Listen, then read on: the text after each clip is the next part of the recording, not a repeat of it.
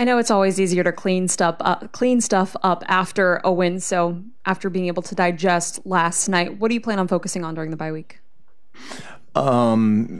I guess first things first, kind of get healthy physically and mentally. Just it's a good time for us. There's a bunch of people on both sides of the ball and in special teams. Just nicks, dings, kind of that stuff that adds up during the course of the season.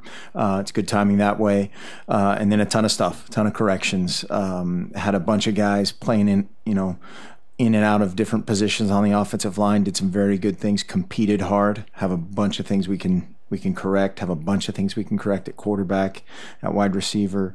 Our tailbacks behind Royce all have things to work on. Defensively, had a couple chances to create turnovers and really put that thing away, and could have finished drives offensively and put that thing away. Still a few coverage things to work out, but we're competing hard, and I know our guys will come with a fix it mindset. Joey, did you expect Darren to have that kind of a game in his return? I mean, he was making big plays out there. He's certainly capable of it. He's a guy that's very dynamic, and he's practiced really hard. He's a guy that loves practice. He plays hard in practice, and he had played on scout team quite a bit, about half of the time leading up to this game, and so he's a competitor that way, and that's going to help a young secondary get a lot of work against a quality guy. But yeah, we had to do something. We had to make some things happen in the passing game, and got off to a good start that way. What led you guys to try Tyree at cornerback, and how did you think he did, and do you think he's going to stay there? Perfect segue into the players of the week, and then I'll answer your question. Tyree ended up being our defensive player of the week. They went back and forth. DeForest, Buckner, another night of double teams, triple teams, and the other defensive linemen really stepped up and got a decent amount of a pass rush without blitzing a ton. And Tyree saved us a bunch just in a communication from a communication standpoint. Also physically did some really good things. So he was our defensive player of the game. The scout player of the week was Taylor Stinson. Offensive player of the game was Braylon Addison. The scout on that side was Gus Cumberlander. And then the special teams was kind of the entire punt team. Ian did a great job kicking it, but protecting it, covering it. Had some very pivotal points there where they did a great job. And then the special teams player or scout of the week was Jake Freilich, is how he pronounced it, which is Fröhlich, right, in German. Cheerful, just like me. But back to Tyree, right, was your original question. Yeah, we anticipate him staying there, and just of trying to compete and get the best four guys on the field in our base defense. He and Charles really added a bunch of competitiveness to that situation. Charles wasn't available for a lot of the game last night, which was unfortunate for him and for us. But again, Tyree stepped up. Kristen? You touched on this a bit last night, but how is the energy different on the field with Vernon back at quarterback? Well, I don't know if the energy was different on the field. I think once play started, there was a few plays made that were different. And again, that's every time you say something good about something, you're saying bad. That's not what I'm doing.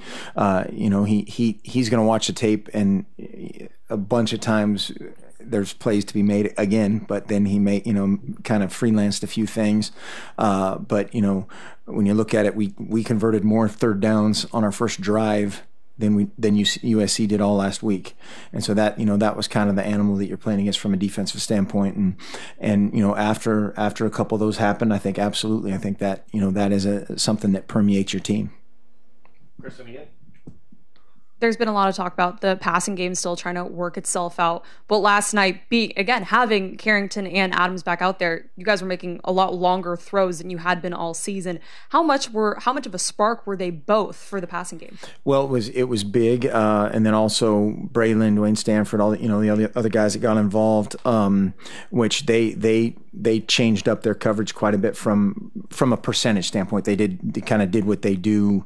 On a tilted almost a 80 to 90% scale difference of kind of what they've done from a coverage standpoint. And so that created some of those situations. We knew, we have to be able to run the ball. Obviously we want to be balanced, but it was just kind of a virtue of how they played us and then executing it. Ugo mentioned that he thought that Vernon actually played a lot better in the game, although practicing really well. I mean, did you see a spark in Vernon in the game as opposed to how he practiced all week, or was it kind of consistent with what he saw in practice? I think that's been consistent, and it's always funny to know, like, how would Ugo know how he practices? I always think that's funny, like, he doesn't watch the offensive practice. But if he thinks he did, then great. No, he's practiced well. I think he's definitely. I think there's definitely those quarterbacks that live football is their their deal, and then there's guys that are great in 7-on-7 and not great in real football, which you'd much rather have the former. And so, yeah, he just needs to continue to trust the scheme a little bit and get his eyes in the right place, get his feet in the right place, and then improvise. And that's where a guy like that can be really, lethal. It seemed like the performance of Royce kind of flew under the radar a little bit last night. How did you think he did, and was it as hard to run as it seemed in the game? It was as hard to run as it seemed. They have an excellent front. How they were scheming, obviously to stop our best player, and they did a good job of it. We had some opportunities late. We thought to put the game away, and watching the film, we still think that of how we had some run game going. Again, had some guys in there that battled. Evan Voller did some really good things. Did a bunch of things that he can improve upon. Doug Brenner, same thing, in a different role and an increased role by percentage of what they've done. Cameron Hunt moving out to tackle and battling against the number one defense in the conference. With the bye week, 2 practices this week, I mean, what's the schedule like for the coaches and for the players here over this course week? Yeah, basically just kind of building it back from a Thursday kick that, so Thursday, Saturday, we're backing up. So Saturday would be the Monday of that game week. And then we're basically going to work on the field physically, off the field mentally, and then also lifting on Tuesday and Thursday, and then use the off days to recharge, make sure we're all dialed in from an academic standpoint, getting off to a great start that way as well, and we'll take some time to have some meetings like as we always do, and get ready for Arizona State.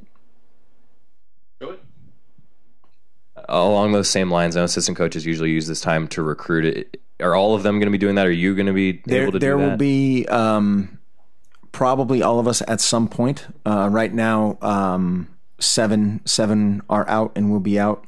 And then the 3 remaining of us have some things outlined that may or may not happen. So how's that for specific? How clean of a game do you think you guys played in all 3 phases last night, would you say? How clean of a game.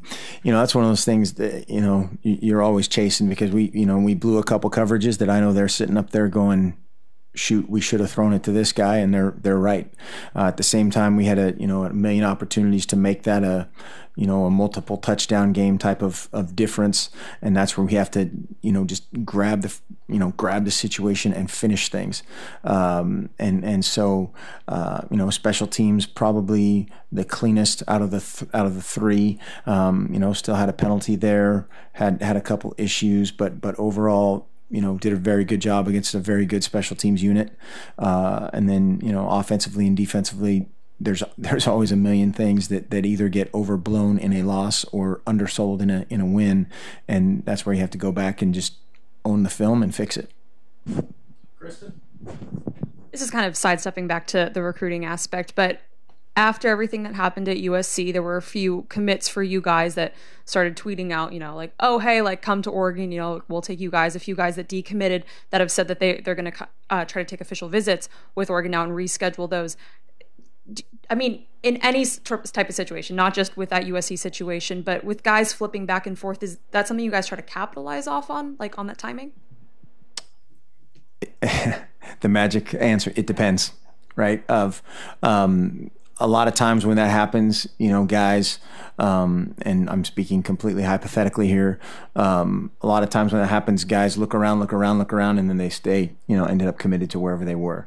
Sometimes if the situation is appropriate or right or whatever that fit becomes, and it's drastically different, whether it's a schematic change or just a style to whatever the personality thing that might not work, things can change. But it totally 100% individually based.